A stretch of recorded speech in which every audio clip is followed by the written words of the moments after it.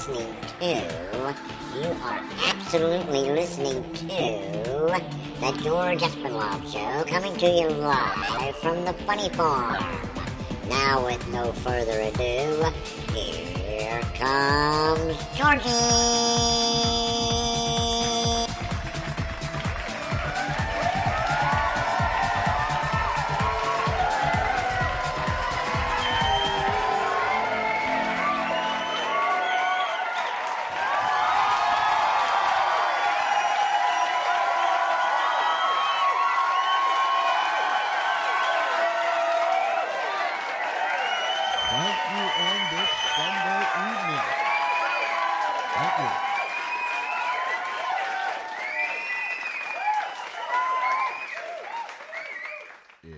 Sunday evening here in our world at the Funny Farm.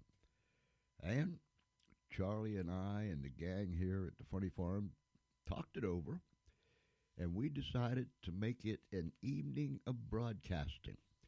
And so after this show, give us some time to get our act together, and we're going to come back with another and possibly a third one after that.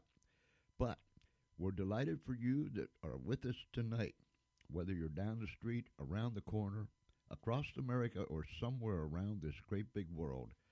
We thank you for taking the time to tuning in with us. Tuning in, is that right? Thank you for tuning in to the George Espenlaub Show. I tear up the English language, I am telling you, like nobody's business. My mom tells me about it all the time. But that's me. But anyhow, we're delighted to have you.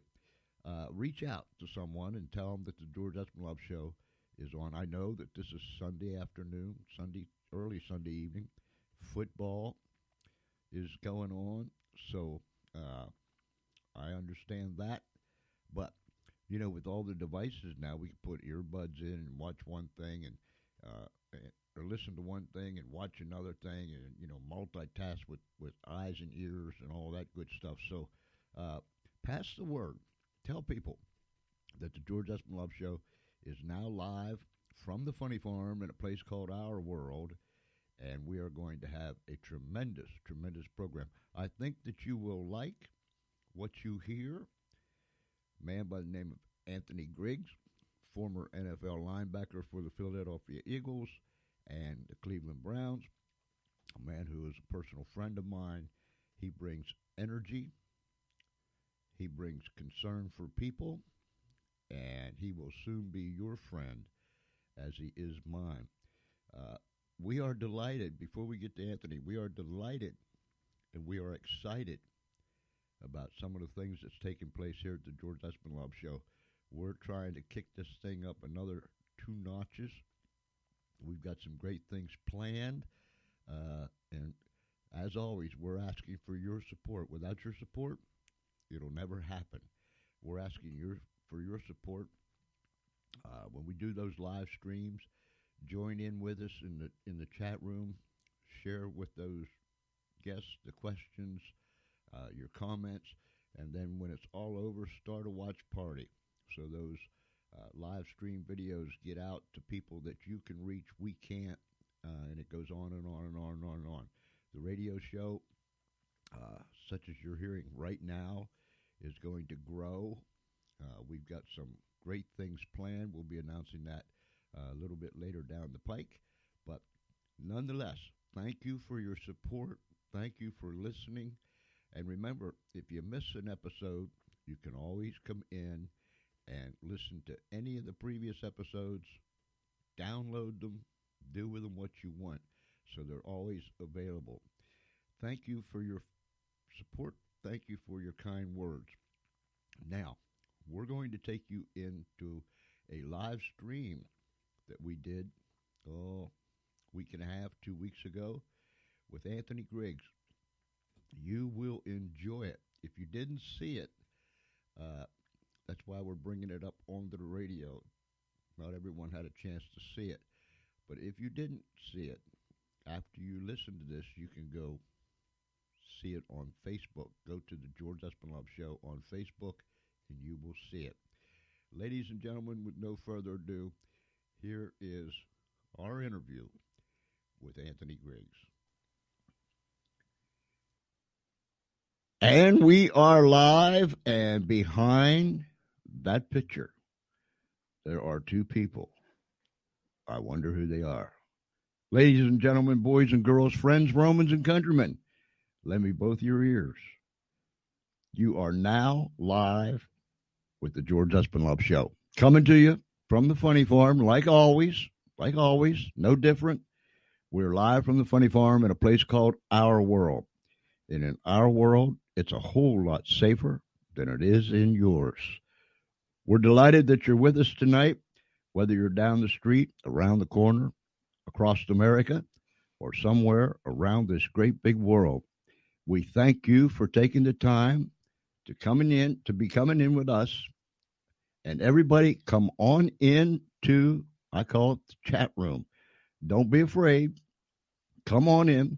Leave your comments. If you have any questions for Anthony tonight, he'll be more than happy to answer them.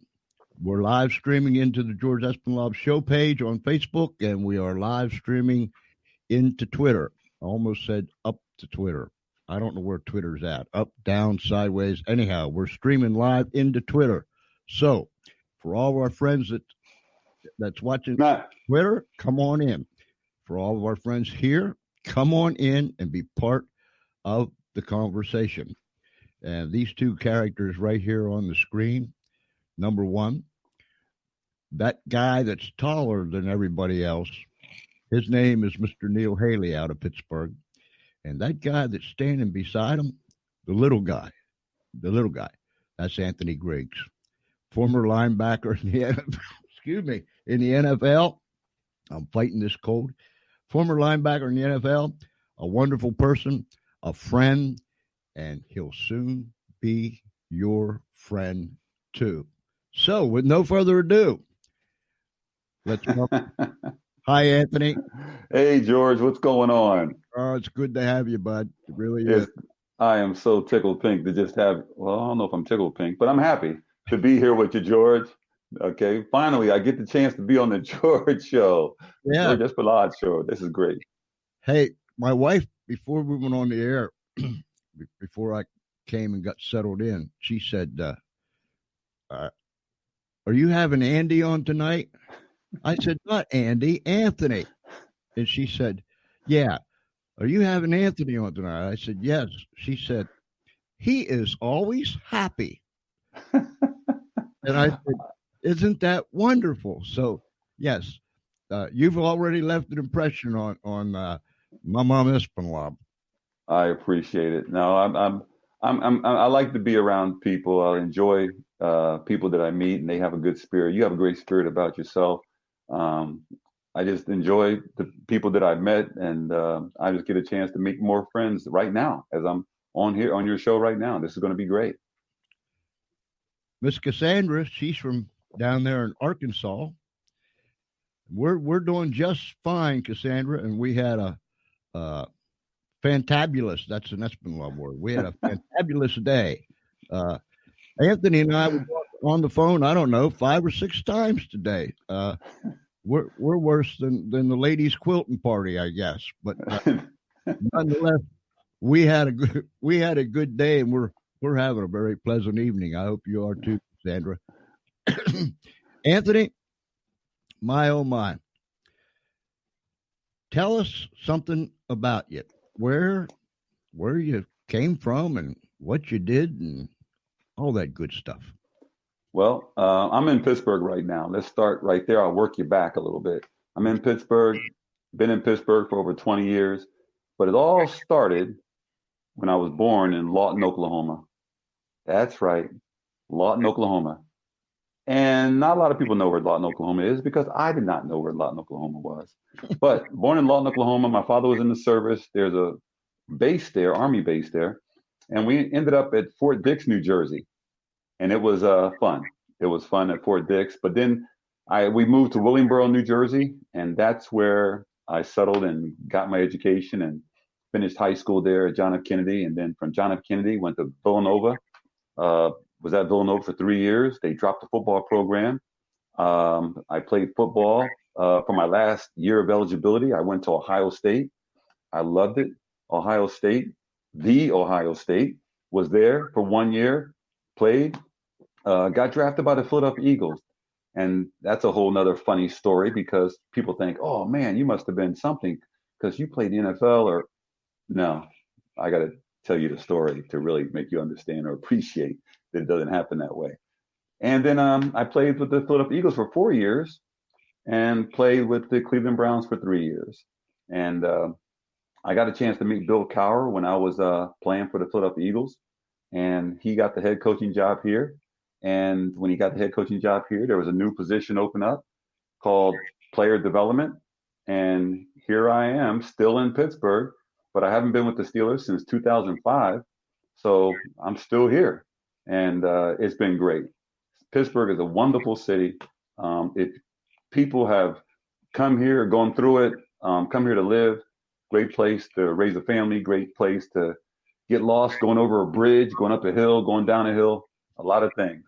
But I enjoy it. I really do. It's been great. A lot of bridges and a lot of hills. Uh, and if people have never been to Pittsburgh, to me, being an old Pennsylvania boy and not far from Pittsburgh, that going up to Mount Washington, and then you get to overlook the city. Oh, that's one of the most beautiful sights you'll ever see. Do you agree? Oh yeah, oh yeah, and there's many sites like that. It's not just Mount Washington. There's the West End. There's the top of the Steel Building. There's you have the hills, so you're going to have a good view on a lot of them. You get on the bridge, take some pictures from the bridge.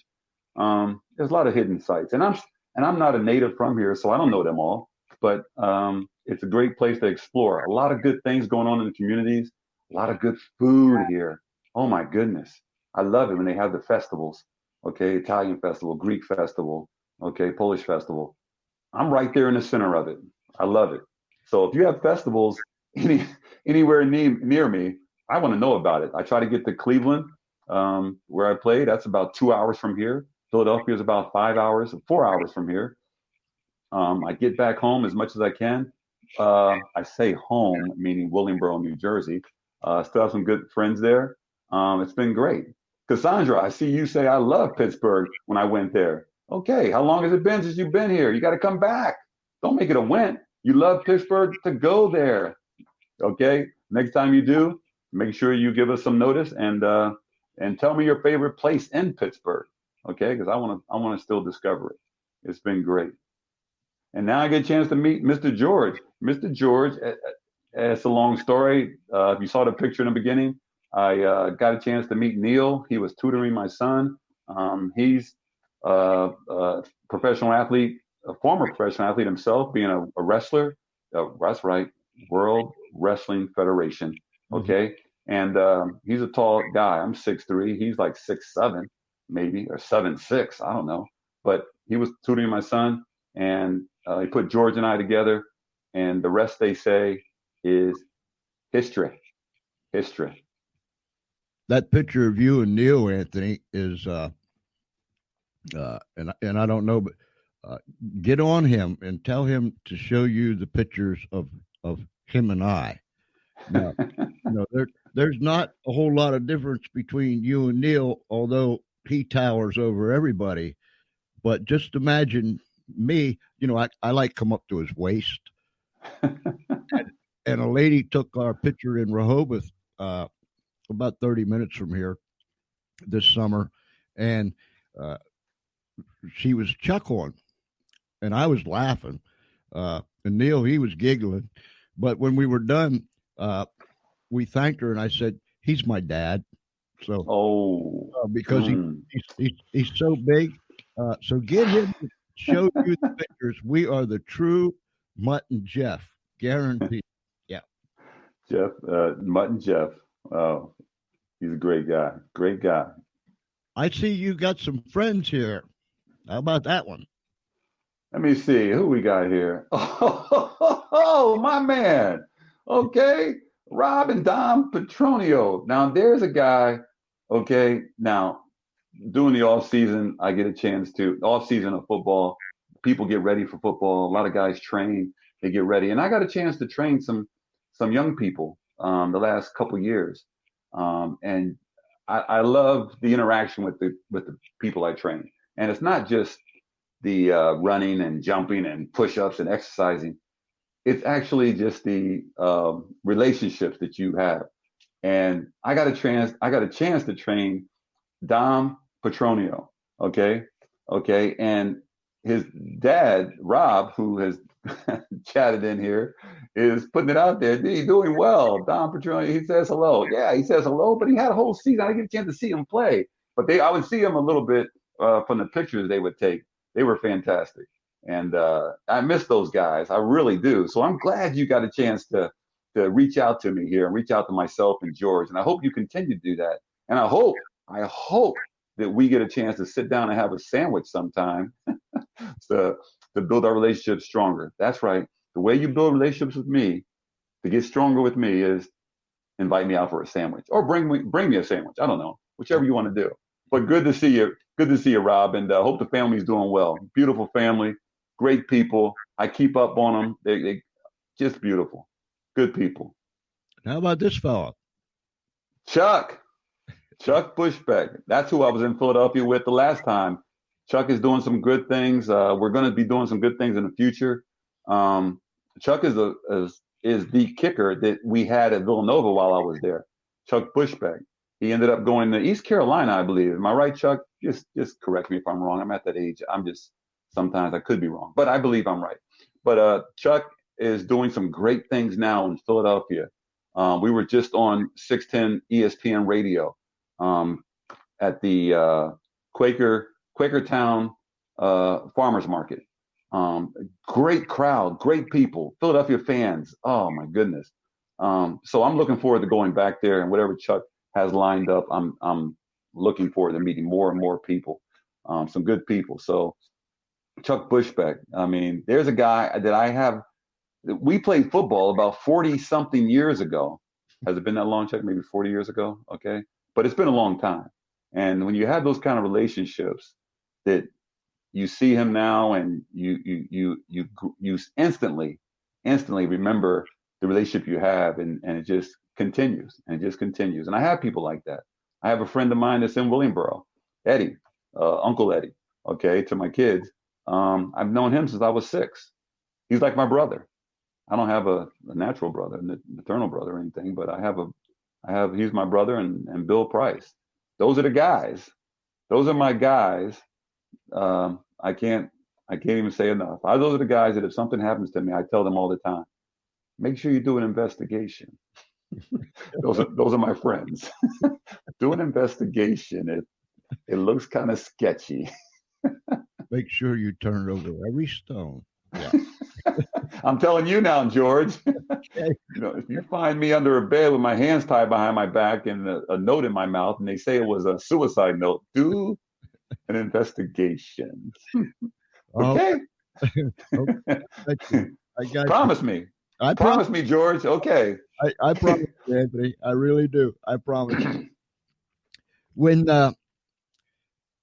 you went from was it Lawton? Lawton, Oklahoma. Mm-hmm. When you left there, how old were you? Oh, I was so young. I don't remember even leaving. I was probably 3, 2. We lived in Europe for a while, Germany, France, during those young years. It was a great experience, if I could remember it. But it was good. It was really good. We had some great parents from from Danville, Virginia. They were from the country of Danville, country folks. And so and I got to the point where I was playing college ball and playing professional ball. Very proud parents, as every parent is, as I am now, as parents, seeing your kids do something they like to do or succeeding at something they've been doing. So they're both have passed away since, but it's still memories. It's still the memories, and that's what really counts, and it still guides me in a lot of ways. As a young man, and an older gentleman told me one time, he said, George, you remember this. The only thing that you do in life is you build memories. Hmm. So make sure Yep. that you build good ones Yeah. because That is great advice. because if you build bad ones, people will remember that too. So build good ones. And I have never forgotten that. Never. When you tell us that little story that you mentioned in the beginning, if you don't mind, when you played for the Ohio State, uh, and you were, Dun, dun, dun, and you were, dun, dun, dun, dun, dun, dun, dun, dun, dun, dun, dun. that struck a nerve. Send the earth reverberating with the mighty cheer. I'll But tell go you, ahead, Joyce. Ed Temple would love you because he is a rabid uh, Ohio State fan. He lives in Columbus, uh, Oh, okay. and he teaches there at a Christian school. You and Okay. him will get along very well. You can sing together and everything. Uh, I'd uh, love to meet him. Love to meet him. when you said that you got drafted by the Eagles, and that was what, Hmm. 1982, 83, Correct. 1982. 82. Uh, so what was it like? I mean, you're a young man just out of college, and here's the draft, and uh, wow. Yeah, it wasn't all as wow as people make it out to be. When you see the draft now and people are having the custom made suits on and the draft parties and they're all sitting around the table, mom's got her hair done and all everything. It really, mine wasn't that.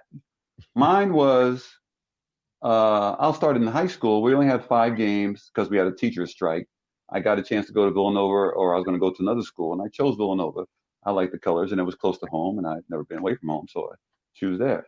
And then they dropped the football program in my junior year. We were going into my senior year. In the middle of spring ball, they decided to get rid of the football program to save money, budgeting cuts, got rid of the program. Okay, no problem, understood. My football career was over as far as I was concerned. It was fun, and now I get a chance just to graduate and just finish up college as a student.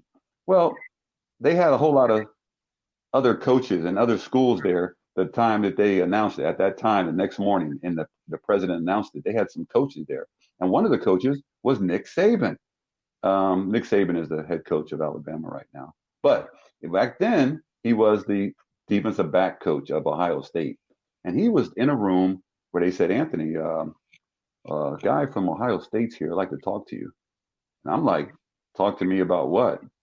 Oh, he would like for you to, you just talk to him. I went in there and Nick Saban was there, nice, shiny Ohio State ring on his finger. And hey, Anthony Griggs, we'd like to have you consider coming to Ohio State to finish out 1 year of eligibility. I was like, what? Yeah, okay. I went. Now, I'm going to tell you, and I don't have to probably, maybe I do have to tell people this. There's a big difference between the facilities at Ohio State and Villanova. God bless Villanova. They did we used it. We did what we could. Okay. They dropped the program because they didn't have enough money. Ohio State will never, ever drop the program. Okay. They had 2 separate locker rooms. It was great. So I'm playing. Now, I said I'm playing, but I'm playing on special teams. Ohio State had a team there before they had Anthony Griggs. They weren't trying to catch me to make them like national champion, whatever. They were already ranked number 3 in the nation before I got there. So I was playing on special teams, and I got in the last 2 games of the season because a guy went down and he got hurt. Now I'm playing the last 2 games. And then it was over. The season was over. I didn't get no accolades or anything, no All America, no All Big Ten. It was over. So I was like, okay, that was fun. Again, like I was at Villanova. It was fun. It's over. Okay. But then our coach, when I last had the last big meeting with the team, he said, we're going to have our pro day on such and such a day. So I went to pro day. So pro day comes, and a friend of mine says, why don't you go over there and just run? They run seniors, They have the senior. You're a senior, and you can go over there and run. So I went over to the field house, and I opened the door, and I met by one of my coaches who had coached our team, like the defensive back, not the defensive back coach, the running back coach. And he goes, "Hey, AG, good to see you, man. Hey, how you been? Hey, what are you doing here?" I said, "I'm a senior. Aren't they allowing the seniors to run today?" He goes, "Oh, they're allowing all of the All Americans that we have on our team, the 3 or 4 that they have here, they can run, but it's not just open to any senior." Mm. And I never knew what a pro day was except when Earl Bruce said it. So I was like, "Oh, okay." Okay. He goes, "Well, you can watch." Okay. So then another coach comes over and try to get the first coach because they're about to start. And he goes, "Hey, let's get ready to start." And he looks at me and he goes, "Hey, AG, what is it?" And he looks at the first coach. "What's AG doing here?" And the first coach goes, "Oh, he was here because he thought it was for the seniors to run. And he just came over because I told him it is just for All Americans." The second coach goes, "Oh, well, he's here. If he wants to run, he can run." And I was like, "No, now I'm kind of embarrassed." I'm like, "No, I'm not. I'm good. I'm good." He goes, "No, you can do it." I'm okay. He asked me about 3 or 4 times until I finally go, "Okay, okay, okay, okay." Then he turns around to the scouts that are there who are very time conscious and goes, "Hey, can I have your attention, please? We're going to add another guy on the list, Anthony Griggs." And all the scouts are like looking at like, who's this guy? Who's this guy, Anthony Griggs? So that's my draft party if I have one. And then I ran, and so I'm living in the dorms. I'm the only senior living in the dorms at Ohio State. I didn't care. My roommate was an entomologist major. He had like insect vertebrae posters on the wall and stuff. Everybody was like, "How are you living with him?" "I'm fine." It was okay. So I run, and then the scouts are like, "Hey, you ran pretty well. Did you play?" I said, "Well, I played the last 2 games." So we didn't see you last year. I wasn't here last year. "Oh, where'd you come from?" "Oh, I came from Villanova. I'm one of the transfers," because we had 4, but the other 3 were like underclassmen, sophomores. And they go, "Oh, okay. Well, can we get a hold of you somehow? Yeah. What's your agent's name?" I'm like, "Agent? uh, you're looking at me. I'm it. I'm everything." They go, "Okay." So then draft day comes, and that's a month or 2 months away. And I'm not having no draft party. I'm going to class. Next thing I know, I come back from class to my entomologist major roommate, and he said, "Oh, Anthony." He had like a little southern drawl too. He goes, "Anthony, Mr. Dick Barmeal or somebody called, said they're gonna draft you or something." I'm like, "Who?" "Somebody from the Eagles, I think, a bird Eagles." Some said, "Okay." So then I get a call back. It's Dick Vermeil from the Philadelphia Eagles. "Hey, Anthony, we're going to draft you in the 4th round. How do you feel about that? You want to be an Eagle?" Now, I'm from South Jersey, where Philadelphia Eagles is a big deal, being the Philadelphia Eagles and all that. I'm like, "Yeah, sure." I'm thinking it's a joke. "Yeah, okay. Draft me." "Okay, bye-bye." Click. He calls me back up in 15 minutes later because I'm not watching the draft. Why am I watching the draft? I'm Anthony Griggs. I just transferred. I didn't do anything but run a 40. Okay.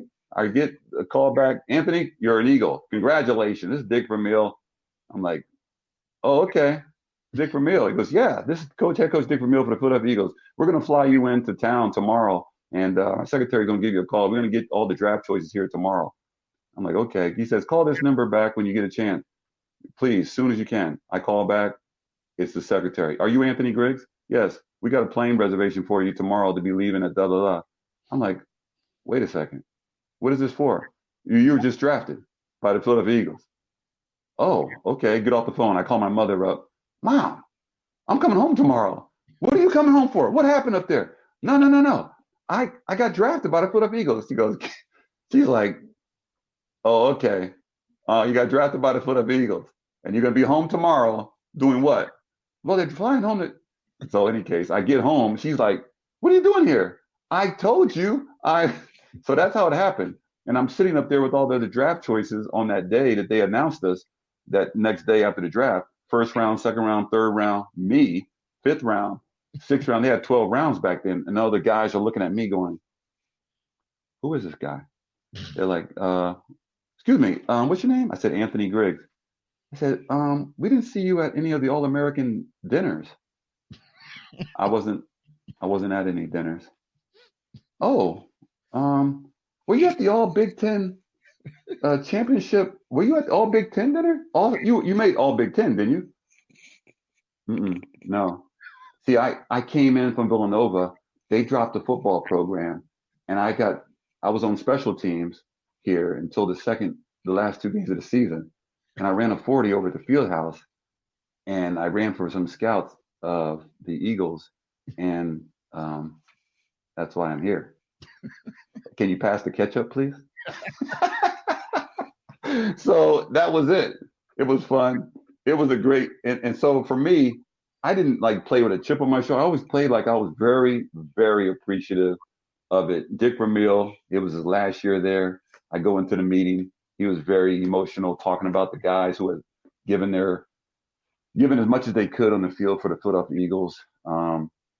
It was really a good experience. I go to the Cleveland Browns. Now we had a strike my first year. We get the Philadelphia Eagles. I had a strike in the NFL. I get traded to Cleveland. I get another strike. That's my second strike. Okay, in the NFL, I had a strike. And then that day that I got traded to Cleveland, I was doing a talk at a radio station, I believe. And then after the radio station in the afternoon, I went and I got something to eat by myself, like at a place you sit down and get a sandwich. And I was looking up on the TV, and they go, "Let's recap that trade of Anthony Griggs to Cleveland Browns." I'm like, "Did they just say Anthony Griggs?" And I say, "Excuse me, did they say Anthony Griggs on the TV?" Go, "Yeah, they did. I think they traded him to Cleveland." I'm like, "Oh, that's me. That's me. I'm traded." I didn't say it out loud. I just said it to my head. Can I have a check, please? So I leave, and then I get to Cleveland, and Bill Cowher's there. He's coaching special teams. Okay. Now, prior to that year, 2 years prior to that, Bill and I were on the same special team in Philadelphia, and we were on the same kickoff return team. And I missed a block on the kickoff return team, and that ended Bill's career. He never touched the field after that. The guy that I was supposed to block actually hit him in the knee, and that was the end of it. So he's coaching special teams in Cleveland when I get there, and he's talking about, as the special team goes on, he's talking about kickoff return team, and you got to make sure you get this block, don't you, Griggs? I'm like, "What do you mean?" He goes, "You know what I mean." He's talking in front of everybody there, in front of the whole special teams, and he goes, "Let me get the lights for me. Let me tell you why I got into coaching, folks. You know why I got into coaching? Because I couldn't play anymore. You know why I couldn't play anymore? Because my knee was messed up. You know why my knee got messed up? Because Griggs didn't hit get his block, and that's what the guy ran into me, and that's what started. That's what got me out of football." And I stood up and I said, "Well, coach, if you want to be honest, I'm the guy that really got you into coaching, if you want to look at it that way." So that was my story. And so he still hired me here at the Pittsburgh Steelers. And so now you know the rest of the story, as someone wise and famous would have said. Now you know the rest of the story of Anthony Griggs. Not all polished and everything else. It's just a great ride. Everything took you by surprise. I think that's cool. I like that. I really do. You know what? Life is going to take you by surprise sometimes. And you just got to be not ready for it. You got to be ready for yourself to just be able to mold it into a situation. You're going to get through it. You'll be okay. You'll be through it. It sometimes I just have fun. So when you say, when your wife has said, always happy, no, I have those little pains of things that happen to me as I still am living now. As long as you're living, you're going to have that. But sometimes you can, you don't feel like you're going to get through it, but you will. But you will. And so, by the grace of God, here I am on You your show. you you teach people, and you use sports as an analogy, uh, because sports and life is intertwined. It's not always going to be hip hip hurrah, uh, touchdown, touchdown, touchdown. There are going to be some. There are going to be some rough spots, and you teach people. Don't you have like five? Is it there five things that There's six things that I have come up with, that I have found to be essential to a person uh, who is training to be an athlete, is training to be the best they can as an athlete. But I also have analogized these six areas to your life to be the best you can be if you're not an athlete, the best you can be if you're a person who's trying to be whatever trade or whatever job you have. And they go in this order. And I call it life. Like you said, life is out there and sports is out there. And I call it life is a sport and you can win it. And life can be a sport.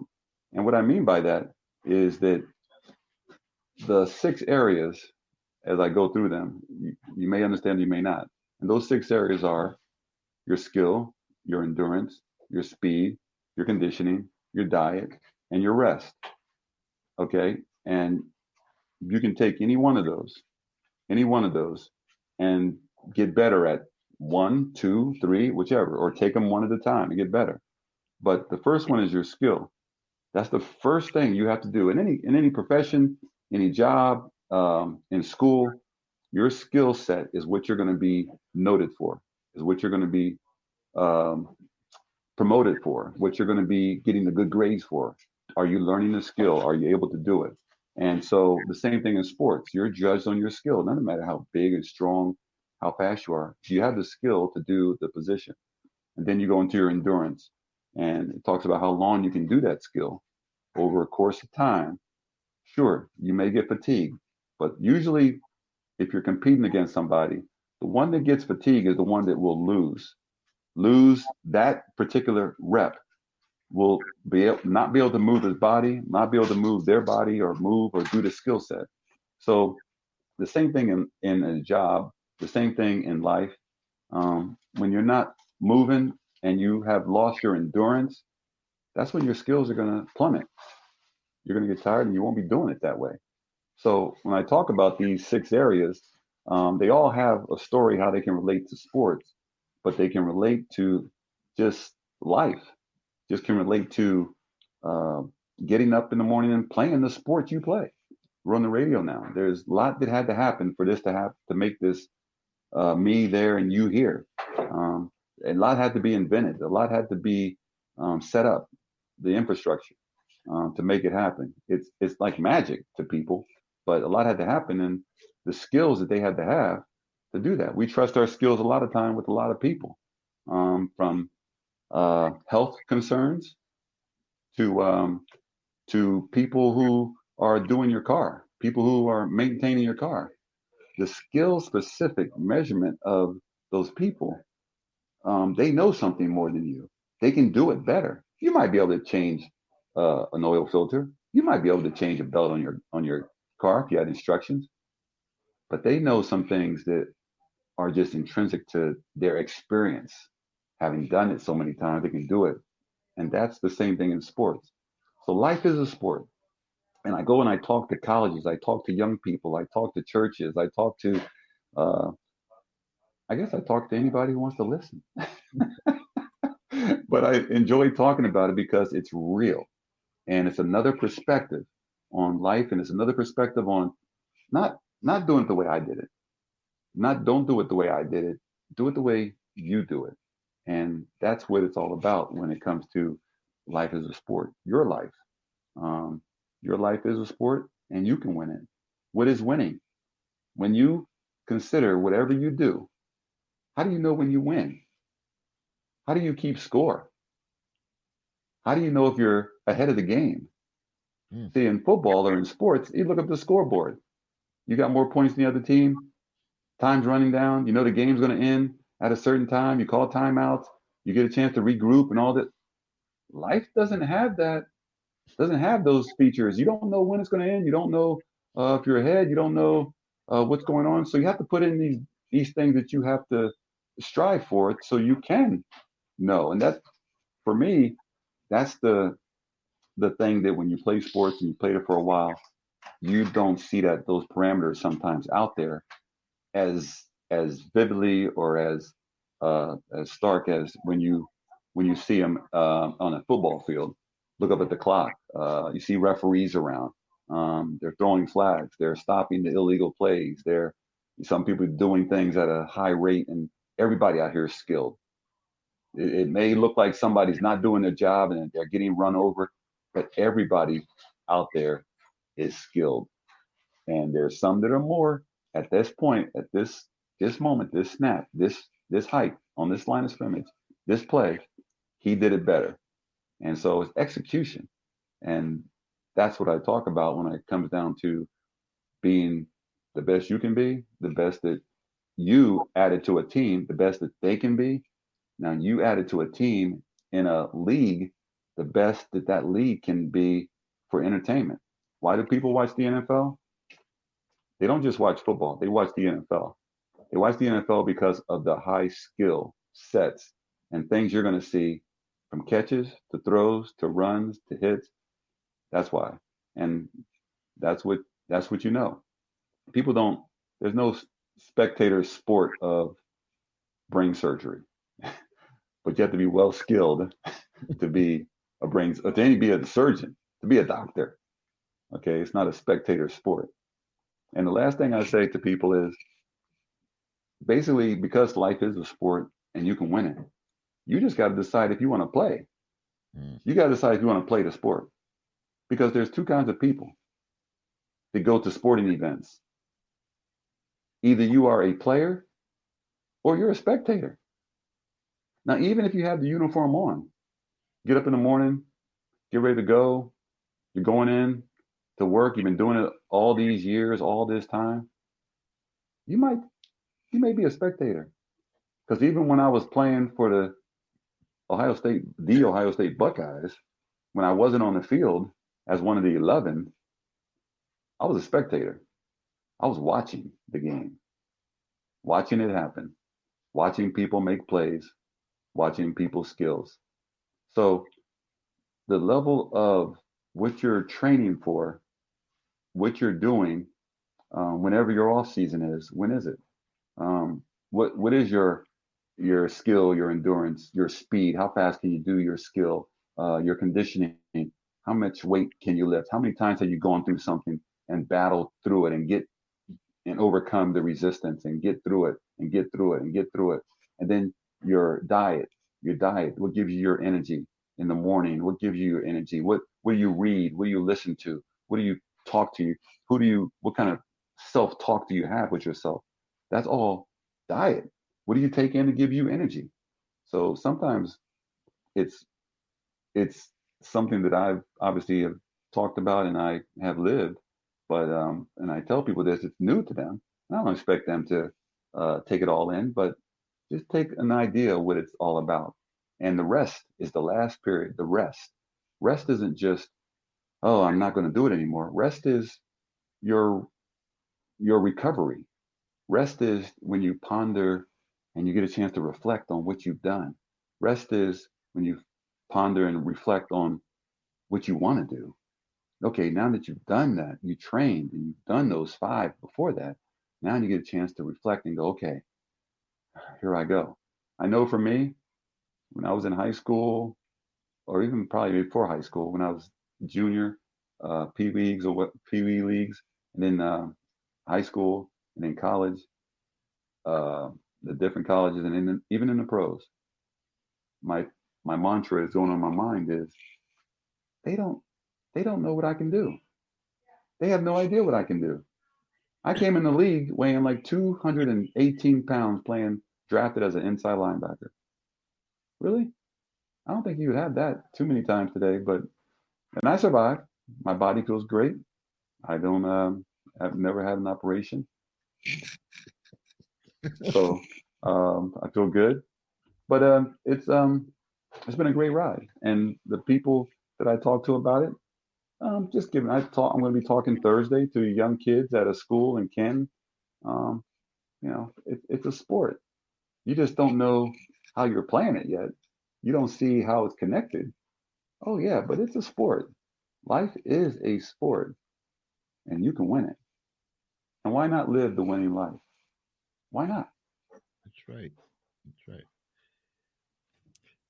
Have you ever had, over the years since you've been out of football, have you ever had, uh, you were at a meeting, you were speaking to somebody, a group of people, a group of kids, somewhere, someplace, and maybe months or even years later, someone came up to you and said, Mr. Griggs, you didn't know me then, but you said such and such a thing, and that just turned me around, or that always stuck in my cranium, and it's made me different. Has that ever happened to you? It's it's funny you say that. Um, when I was with the Eagles, I worked in a program called Goals for Youth. I'll never forget it. And it was working with the migrant children, the children of migrant people who were out in the fields picking the produce because the Garden State, the New Jersey had a lot of fields and a lot of things that had to be picked. So migrants would come and they'd have like a little town, and the children would go to the schools, and they had a program called Goals for Youth, and I worked with the migrant children. And I went to the schools, Oak Crest High School in South Jersey, in Cumberland, I believe it was. And make a long story short, as short as I can make it, um, so I worked with a number of them, a number of kids, probably like 6 kids that day. Okay, 6 kids, the same 6 kids every week. But there were other kids that were being in periphery. Other kids that would come in, I let them in, come on in, sit down, relax. They come in the study hall, get your work done. Didn't think anything of it. If I'd be talking to them the same way I'd be talking to the other kids. Didn't think anything of it. Talking to them, no, you can, yeah. So what do you think? What do you think? What do you want? What do you want to do? Well, fast forward it to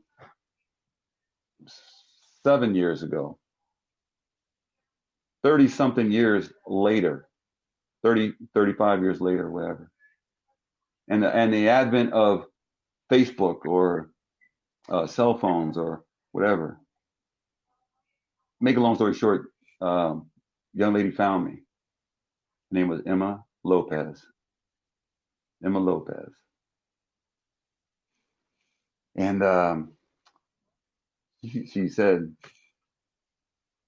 I need to talk to you. And I'm like, oh, Emma, good. Yeah, okay. Hey, it's Emma. I call Emma. I called Emma up. When she told me, it changed my life. It changed what I thought was nothing, or just not nothing, but just that I think had no significance, meant everything to her. She told me that when I was in that room, I didn't, I used to be up on the table sometimes. I was really, I was intimidated by the other students, and you made me feel that I could do stuff. You made me feel that I could attain stuff. I never really told anybody that, but I went to college. I got a degree. I got a master's degree, and now I'm working down in the New Jersey Department of Health. And I know you come back here, but I'd love to see you. You just meant so much to me. That little bit of time that you spend each week, I was looking so forward to that every week. Game changer, my man. That is the Hail Mary. That was the Hail Mary in my book. Because then it was like, what? And I didn't know how to, and I still don't. I had a couple people tell me that, and I still get people on Facebook that tell me that. I'm still in touch with people. And quite frankly, I don't know how to. Mm-hmm. I just, God has put me on this earth to do some things, and sometimes I'm not aware of what I'm doing, to be honest with you. And I don't think you are either, but you're touching people's lives. You've been on radio for years, as you said, and you you're doing the same thing. And so when I get on here, when I get a chance to shake the hands or get engaged with people, and that's what it is. You engage them. You don't just, hey, how you doing? Hey, bye, hi. Because so many people in the world, that's easy. Go through the door, nothing. You think I'm just holding this door for nothing, huh? I think this is my job. I'm just holding the door for you. All right. You think you're holding the door for me? No, I really appreciate it. Thank you very much. Thank you. And it, it just does that. That's just the way I am. That's just the way I was raised. That's just the way I see it. That's the way I want my kids to be. You know, nobody is above and nobody's below you or anybody. As soon as you think in sports, maybe that's my, that's why I went through it. You know, well, really? I got drafted. Okay. Okay. The way I got there, the way I got to Ohio State, the way I got to the Eagles. Okay. The way I got to the Browns. Oh, you think you're something now, huh? Okay. Let me just show you a little again, just to show you that you're not.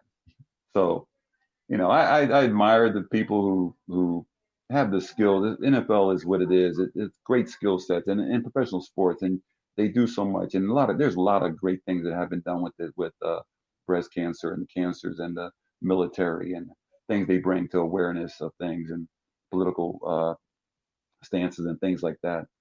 But it is about, as you had said earlier, it's about the relationships that you have with people, the engagement of people. How are you?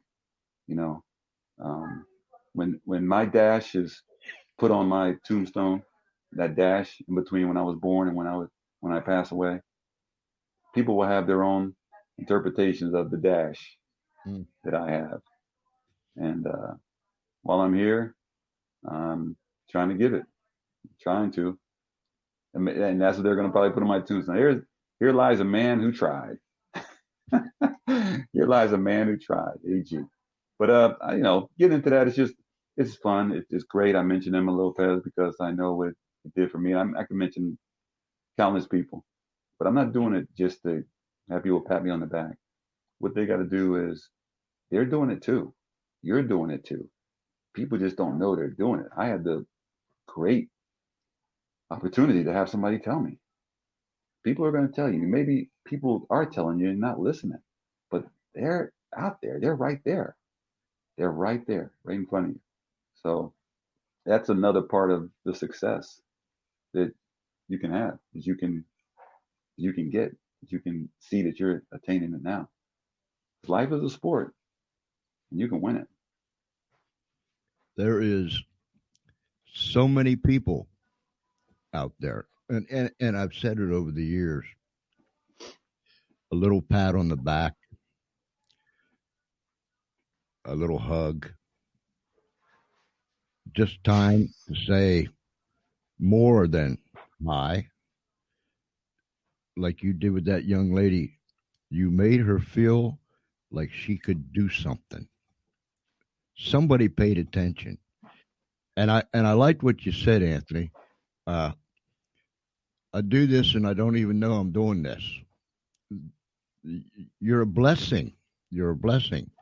I call it a ministry. Uh, Wow. and if people would just touch people, not not not not from head to head, but Right. heart to heart. You know what I mean? Hmm. And people have heard me say it over the years. That maybe they get tired of it, but it's something that I've always said. I always need to say. If I can hear a man or a woman's heartbeat, then I know that they're for real. And if I Wow. can hear their heartbeat, and they can hear my heartbeat, and we have an encounter, even if it's but for a few minutes, something down the road will transpire for the good. I might never know it. I might walk away knowing that heart to heart, but I might never know the end result. That's right. But someone else will reap the benefits from that person reaching out and touching someone else. Does that all make sense what I'm saying? It does. It really does. It really does. That is it. You sow seeds. You throw seeds. Okay, throwing seeds, and the biblical analogy was that some falls on the good soil, some fall on rocks, and some are eaten by the birds. But you just keep sowing the seeds. What happens to them is something you can't control. You don't put a seed in the ground and stand over it and yell at it, grow, grow. You just sow seeds, and with the hope, with the picture, with the vision of the nurturing of it, will make it what it's supposed to be. And that's all you can do. And that's all you're doing. You're what you're doing right now. Um, you're you're spreading something out there. People hear our voices. If they're looking at us, they see us. But I've always said, what you say And you hear it from a physics standpoint, or even from a mindfulness point of vibrations. Sound is vibration, and when you speak, and it goes in somebody's head, and they interpret it, and it goes in their head, and they can remember how you sounded and how you made them feel when you said it. You don't know. Hmm. You just know you said it. That that's a big part of it. It starts here, and then it goes out, and then it's heard, and that's what you're doing by creating this show. Um, Under a sports a frame that I have, you've allowed me to do that. Sports has been great. Sports is great. Why do I think it's a great thing? Because sports is the one of the only forms of entertainment where it's not pre-orchestrated, or it was written to get to try to get an emotion out of you. It's not a song that's trying to make you sad or make you feel happy. It's not a movie that's been written. It's not a Broadway play. It's not a book. Raw emotions. And you're seeing people who really want it, who want to win. And if they can put it like that, what you see on the field of somebody who really wants it that bad, and they're going hard at each other, physical confrontation to stop you from getting what I want, or to help you get what I want as a team. Whew, what would they do if they put that same effort, the same thought? That's what people can do. That's what fans can do. That's what people do. That's what it is. You are a player. You're doing that. People go to school. Go be a plastic surgeon. Finish up when you're 28 or 29 or 30 or whatever. And you put that time in to be something that not a lot of people want to do. Not a lot of people want to put the time in. They want to do that. They want to reap the benefits of it. Hmm. Everybody wants to be on the field playing for the Steelers when the Sunday, but putting the time in and then waiting for the breaks. And are you ready to run when they call your name? Are you ready? That's the only thing I can say to people. Wow, you were fortunate that you ran that. I was just ready. I was just ready. I remember, you know, I could think back to so many times when uh, I was playing little league on my first day going to little league practice with my dad, and my dad took me up there, and I was backing up, and I didn't want to go because I didn't want to play football. Those guys are a little bigger, it looked bigger in pads, and I didn't want to get hit. Nah, Dad, I'm good. I don't have to play this. No, you said you want to play. It's okay. It's okay. Okay, Mr. Taylor, my first coach, Mr. Taylor, tall guy. He's about 6'6". Smoked a cigar. This is about 72. Come on, Anthony. Tony Griggs. Tony Griggs, he called me. Come on, you'll be all right. We're just gonna do some drills, catching some balls. You can do that, can't you? Yeah, okay. Come on. And he got me from my father, and then that's where it started. But to have those kind of guys and people in your life, and they're all throughout your life.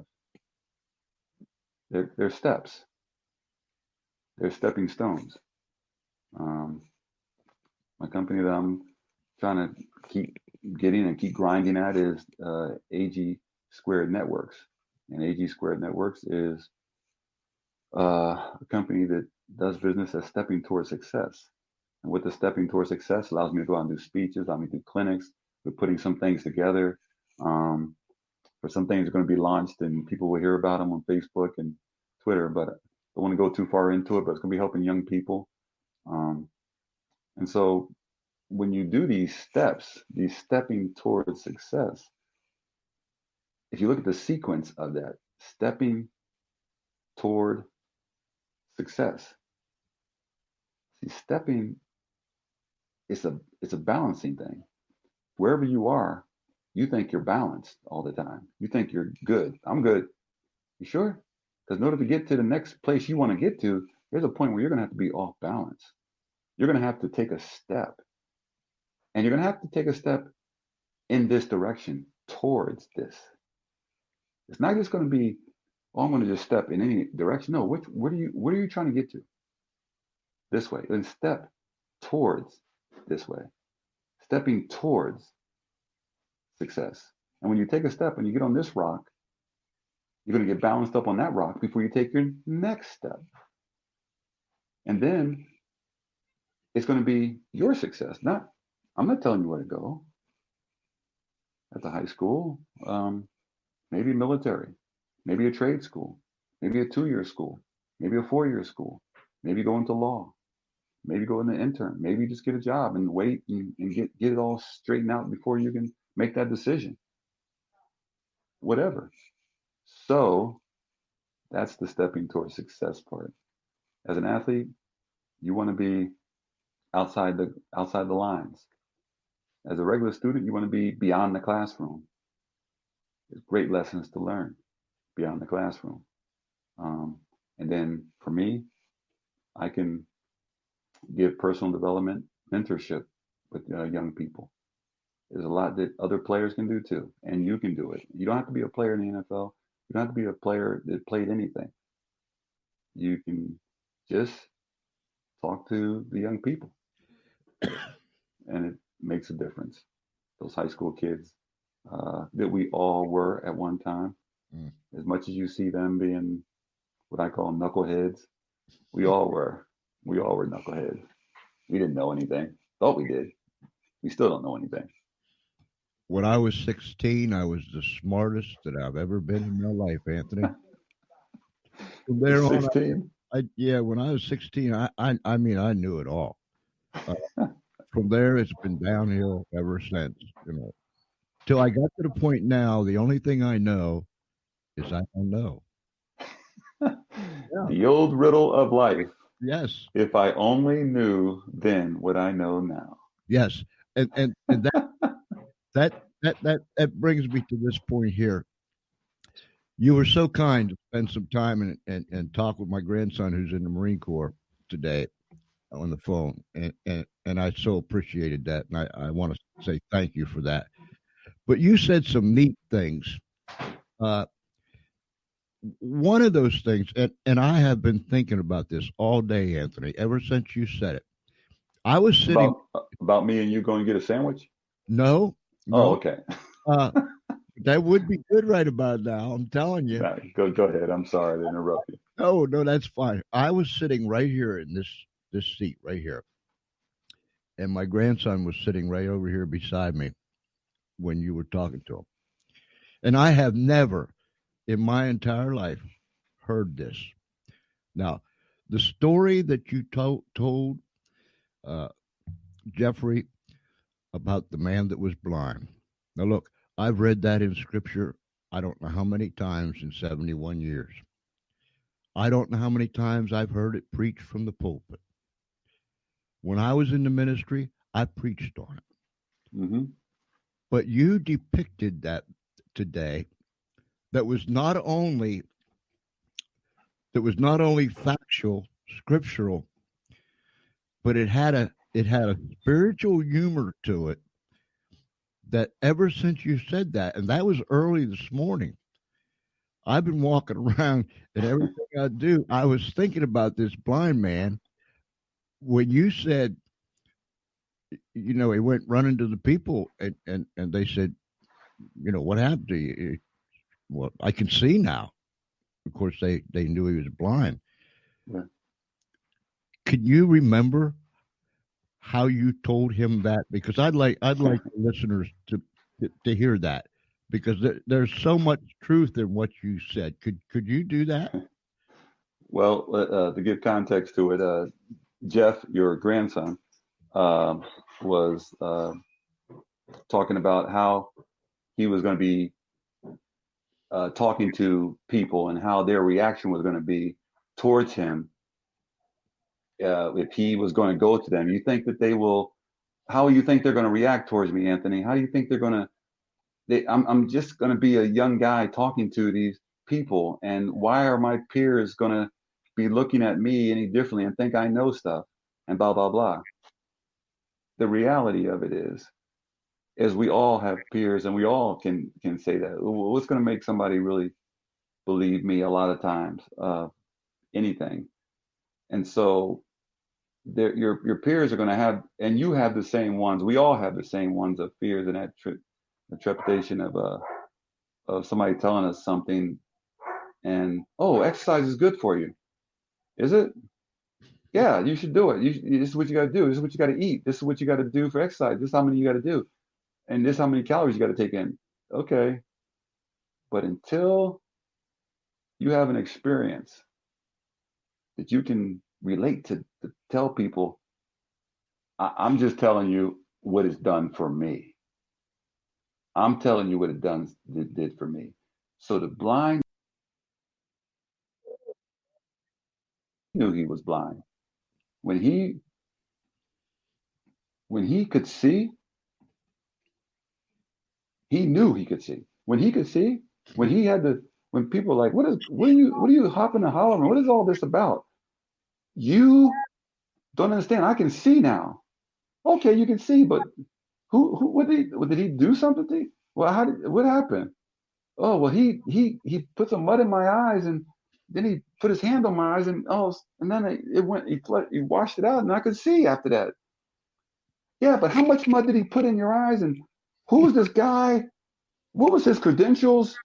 What, look, I don't know I don't know who this guy was. I don't know what he did. I don't know how he did it. I know this. I'm not an educated man. I'm not a man as you're going to believe.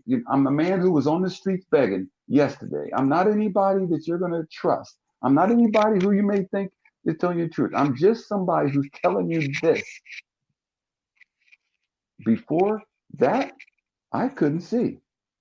And after that, I can.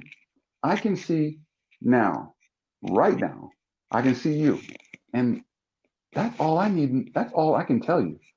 That is all I can tell you. And that's all he's going to be able to tell them. You got to live your experiences. Your experiences can tell people things that they want the answers to, but they don't have to ask the questions for it. You don't have to ask the question. You're telling me you can see. Wow, I'm not blind, so he can't help me. No, he can't help you because you can see, but you are blind if you can't see other things that you can't do, or the things you think are inhibiting you, or the things that you're not able to identify in yourself. You are, and we all are. So that's where the relationship and the engagement is all about. Is really you, Jeff, your grandson, who's going to be talking to his peers. What made you? What made you consider doing something? What made you? What did you think about? Because I guarantee, whatever you say, I don't know. I was a little bit squeamish. Yeah. When he said, "Just come here and put some mud on his hand," what are you about to do? What do I got to tell you, or do you trust? Just come here. Come here. That's all you're asking him. Just come here. Let me tell you something. Let me tell you. It may not be for you. It may not be, and you get a lot of that, but you don't know. You don't know. So that's all I was trying to relate to him was just that you don't know. What do you know? Go with that. Go with what you and know it and believe in it. And that will get people to not consider, I wonder if he really believes that. It's going to make people believe this. It's going to make people consider this. Well, what do I believe? Mm.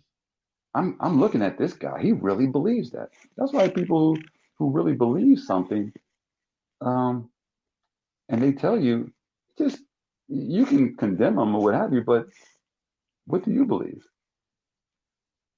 Okay, you don't like this person in political office, you don't like this person, you don't like this person. Okay, but what do you believe? Who do you like? Anybody? Who do you like? You gotta have something. You don't. I may not agree with you, but who do you like? So that's all. And it was. I say that's all, but I know it's more than that. And sometimes I don't.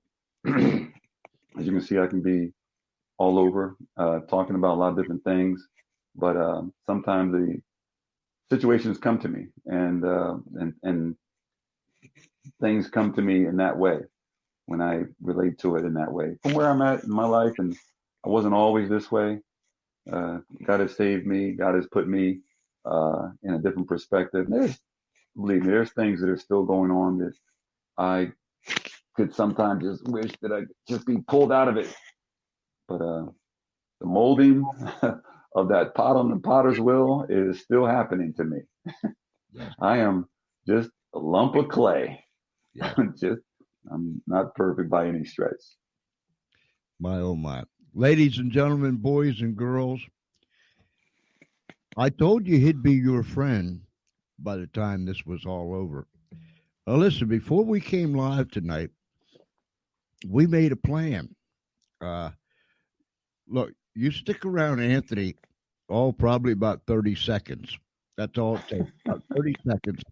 And you are going to get hit with this surge of energy that he has. Like my mom Espenlaub says, that man is always happy. It's contagious. It's going to hit you, and you are going to be like the man that said, "I can run through a troop and jump over a wall," or was it run through the wall and jump over the troop? Troop. Either way, you are going to get something done when you talk to this man. You hang out with this man. You get around this man. But we made plans before we come on the air. We're going to do what was it, Anthony? A walk in the park. That's right. Walk and talk. That's right. Walk and talk. The walk and talk. The walk and talk. That's right. We're gonna do a live stream show, and Anthony's gonna walk and talk, and he's gonna go to the park in different places and interview people, just chat with them, you know, find that heart to heart thing going on, and who knows? But you can look for it. I'll guarantee it. You can look for it, and we'll hopefully we can make it a regular segment, Anthony. Yeah. Where we do it on a regular basis, and Anthony can walk and talk. So loving it. I will hope to meet people there at different places and going to different places and different parks. There's a lot of parks in this country. A lot of federal parks, national parks, small parks in small towns. But there's people. There's people everywhere too, and I can walk and talk. You can walk and talk, walk and meet at a local community park. You can walk and talk at inside a supermarket. That's right. Walk and talk. So and you know what is your talk?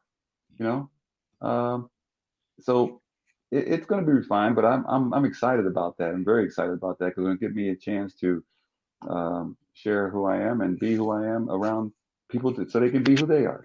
That's right. Tell me what they're doing. Tell me how they're doing it. And you might even get a sandwich somewhere along the line. I don't mind the peanut butter and jelly. I'll take it. Anthony, that's great. I thank you so much for coming on tonight. I've had a blast, and I'm sure. Now listen, here's the magic part. When we go away, our live will stay up on the pages that it went to, and people will just continue to come and watch it and watch it and watch it and watch it, and we'll get good reports, and so it's just it's like the icing on the cake. I had a ball, my brother. I did. I've had a ball. Every time I've talked to you, I've had a ball. I really have. You know I did. I won't get into why. I would say he knows I did. Yeah. George is great. I was sitting here thinking about that, and I did tell Jeffrey that today. I told him the rest of the story. And he was cracking up. But it is great. Thank you so much, my friend. And of course, we'll be in touch. We're always in touch now, and I appreciate that so very much. So, ladies and gentlemen, oh my, thank you for being with us tonight. You have truly met a man, and you can hear his heartbeat. That's what makes him so special. I hear his heartbeat. He's a thrill to be around. I look forward to more things, and I'm really looking forward to this walk and talk. So if you There know you go. one that Yes. couldn't watch this tonight, you tell them. You get over there on Facebook and you watch this. You'll enjoy it. Sit back, throw your feet up. Don't fall asleep. Well, I don't think you'll be able to fall asleep. No. It's going to be fun. It's Yeah. going to be fun, George. You've been all that. Okay, you're better than a chocolate chip cookie dunked in milk. You're good. Oh You're my. good, my man.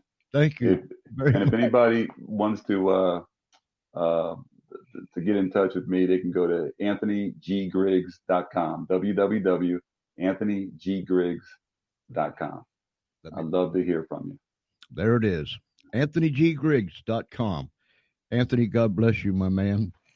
You All right, my man. give your We're family good. my love, and I'll talk to you soon. All right, George. All You right. take care. Thank you. All right. Bye-bye. Ladies and gentlemen, boys and girls, wow, what a night. What a delightful night. I trust that you had just as much fun as I did. Uh, the man, the man is energized, and he will have an effect on you. Tomorrow night, we will be streaming live again. And not only that, when we download the audio from this video, in fact, we'll download the video tomorrow and we'll put it up in another location too. We'll also download the audio and we'll run it up on the radio channel. So uh, this will continue to go out and out and out and out. And when it's up on the radio, you can listen to Spotify, iHeartRadio, VIP network, which consists of about 120 stations or whatever it is. But my just a delightful night. I thank you for stopping in tonight. I hope you enjoyed yourself. I hope you fell in love with the man. I really do. I really do, because he's a prince of a man, and he's for real. And that makes all the difference in the world. So, ladies and gentlemen, wherever you're at, if it's nighttime, you have a great night. If it's daytime already, you have a great day. But regardless of where you are and what it is, whether you're down the street, around the corner, across America, or somewhere around this great big world, until tomorrow night, 8 p.m. Eastern Time. This is George Espenlaub and all the gang, and trust me, they're here. All the gang here at the Funny Farm say thank you for tuning in, and may God keep you right in the center of his hand. Good night, everybody. I hope, excuse me, I hope that you enjoyed that. He is indeed a prince of a man. Anthony Griggs. Not only was he an NFL linebacker for the Philadelphia Eagles and Cleveland Browns, he is one great human being. And I believe that you have made him a friend. Like I told you, he'll be your friend before it's all over. Hey, listen, this is Sunday evening, and I know this is football day, and there's another game coming on tonight. I don't know. I haven't been following it today. I don't know if the game's still going on now. It's 6:49 p.m. here on the East Coast, but and there's one tonight. But take the time, stick the earbuds in there, and check out the George Espenlaub Show, because we'll be coming back in just a little while with another live show. And I hope that you will join us. We're making this a Sunday evening broadcasting. So thank you so very, very much for being with us tonight. And as always, when you hear that, we're getting ready to get out of here, but we won't be going long. We'll only be going long enough probably to get a good hot cup of coffee, post some more stuff up on our George Espenlaub Show page on Facebook, let you know what's coming up next. And then Charlie and I will be right back at it, right back with you. So, ladies and gentlemen, boys and girls, friends, Romans, and countrymen, thank you for tuning in to this segment of the George Espenlaub Show tonight. Wherever you're at, down the street, around the corner,